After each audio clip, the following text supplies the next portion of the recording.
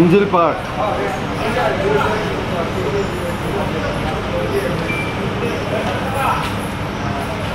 গত 25শে মার্চ 2024 চকরিয়ার মালুমঘাটে যুবককে প্রকাশ্যে দিবালোকে অস্ত্রের মুখে তুলে নিয়ে হত্যা এবং সেটির প্রেক্ষিতে যে হত্যা মামলা দায়ের করা হয়েছিল সেটির 7 জন এজাহার নামী আসামি আমরা গ্রেপ্তার করেছি।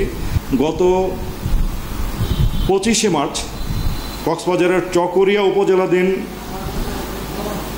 দুলাহাজারা এলাকায় আব্দুর রহমান নামে একজন ব্যক্তিকে ইফতারের পূর্ব মুহূর্তে অস্ত্রের মুখে জোরপূর্বক তুলে নিয়ে কুপিয়ে এবং পিটিয়ে তাকে হত্যা করা হয়েছিল। তো পরবর্তীতে এটি নিয়ে ব্যাপক চাঞ্চল্য তৈরি হয়। স্থানীয় জনগণ আইনশৃঙ্খলা বাহিনীর পক্ষ থেকে এই অপরাধীদেরকে, খুনিদেরকে আইনের আওতায় নিয়ে এসে তাদের বিরুদ্ধে কঠোর ব্যবস্থা গ্রহণের জন্য দাবি জানাতে থাকেন। আপনারা সংবাদ মাধ্যম এবং সাধারণ জনগণ যে সামাজিক যোগাযোগ মাধ্যম ব্যবহার করে এই অপরাধীদেরকে আইনের আওতায় আনার জন্য জোর দাবি জানাতে থাকেন। তো আমাদের গতকাল র্যাব সদর দপ্তরের গোয়েন্দা শাখা, আমাদের র্যাব 15 আভিযানিক দল এবং র্যাব 7-এর আভিযানিক দল যৌথ একটি অভিযান চালিয়ে ফেনী জেলার মহিপাল এলাকা থেকে এই হত্যাকাণ্ডে জড়িত এজাহার নামীয় 7 জন আসামিকে আমরা গ্রেপ্তার করতে সক্ষম হই।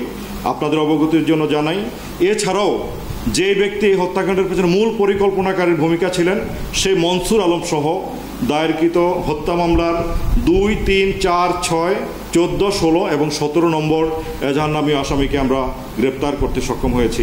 তো গ্রেপ্তারকৃত আসামিদের নামটি আমি একটু উল্লেখ করি, ঠিকানাটা আমরা উল্লেখ করলাম না এখন।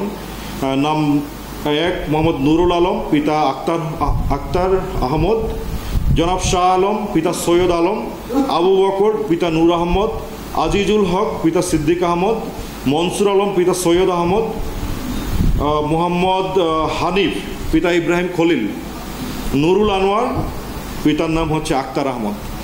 এই 7 জন ব্যক্তিকে আমরা গতকাল তাদেরকে গ্রেপ্তার করতে আমরা সক্ষম হয়েছি।